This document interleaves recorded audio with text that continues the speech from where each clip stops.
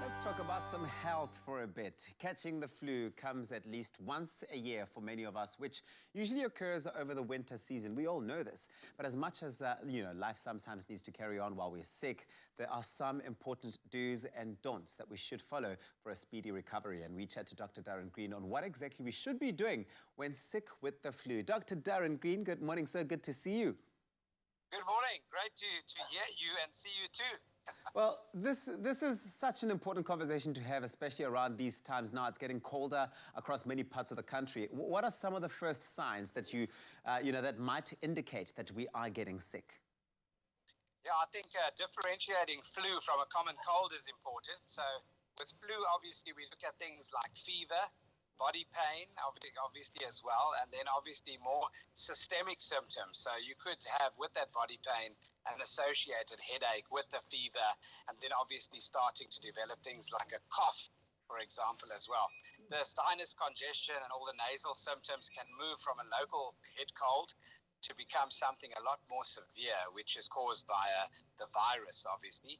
And in this case, influenza virus is what you're referring to.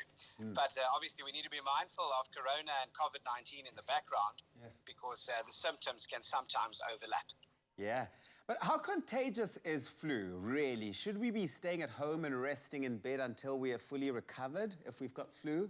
Yeah, absolutely. So it is certainly contagious, and specifically with the body secretions, those lovely fluids that run from the nose, the coughing, the droplets from your saliva as well.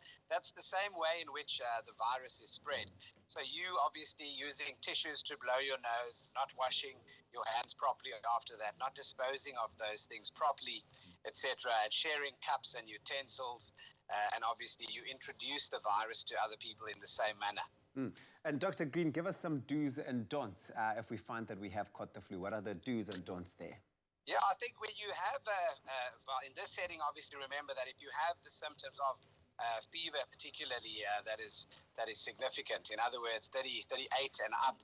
And if you have also with that associated headache that's unexplained with the fever and also then the flu symptoms, to actually seek help early, get evaluated, and then obviously get tested for COVID as well. But when and how to go to the doctor if you're not sure, normally it's if the fever is persistent. Normally it's if you're coughing and you have signs of the complications of flu, which are things like pneumonia, where you present with shortness of breath, a severe sore throat, for example, and also things like bad sinusitis and headaches associated with that. People die of the complications of influenza. They don't die of influenza itself. They die when your immune system is overpowered by the virus, and then you develop complications. And all of this, Dr. Green, speaks to the fact that the immune system plays such an important role, and we've got to guard it during this time. Doctor, having the flu can be quite a disruption. There are many things that you can do and many things that you certainly absolutely should put a hold on. Let's talk about exercising, for example. Should you continue to exercise when you feel that you are sick with the flu?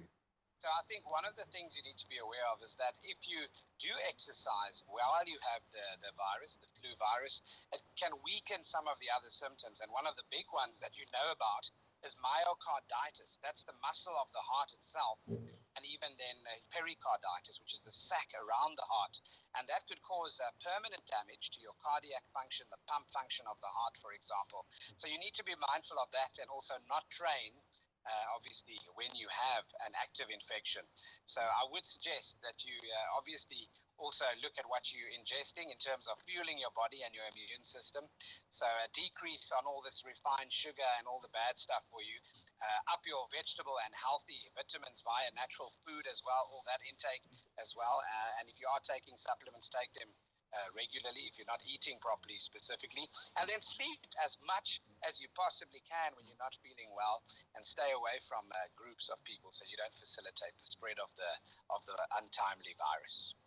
Dr. Green, a lot of people seem to think that they can take care of the flu just by doing the bare minimum, the basic sort of home remedies. But what is your sort of professional medical advice around that sort of treatment of the flu? Is that enough, really? Yeah, so everyone that has cold and flu symptoms doesn't need to present to the hospital. What makes it difficult at the moment is obviously being in the corona and the COVID crisis. So what makes it tough is obviously to know when to present to the hospital.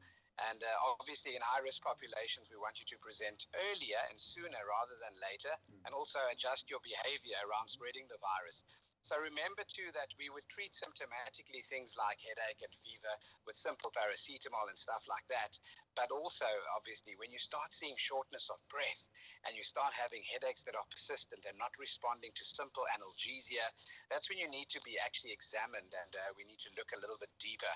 So remember that. But in the setting that we're in right now, obviously, if the risks are there, you should be tested, and then we make the amendments, and we adhere to all those don'ts that I've mentioned already. Ah, man, I really do enjoy our chats with you. Thank you so much this morning for shedding that light around the influenza virus. Thank you so much, Dr. Darren Green. Absolutely. Well, with the immune system playing such a vital role, it's very important that we take the right steps in maintaining a healthy and strong immune system to give it the care that it needs this winter. Now, IMMUENZA assists in maintaining the immune system, whilst Corenza Para C relieves cold and flu symptoms. Go look after your immune system. Looking for immune support and relief from cold and flu symptoms? IMMUENZA and Corenza Para C, your winter cold and flu companions.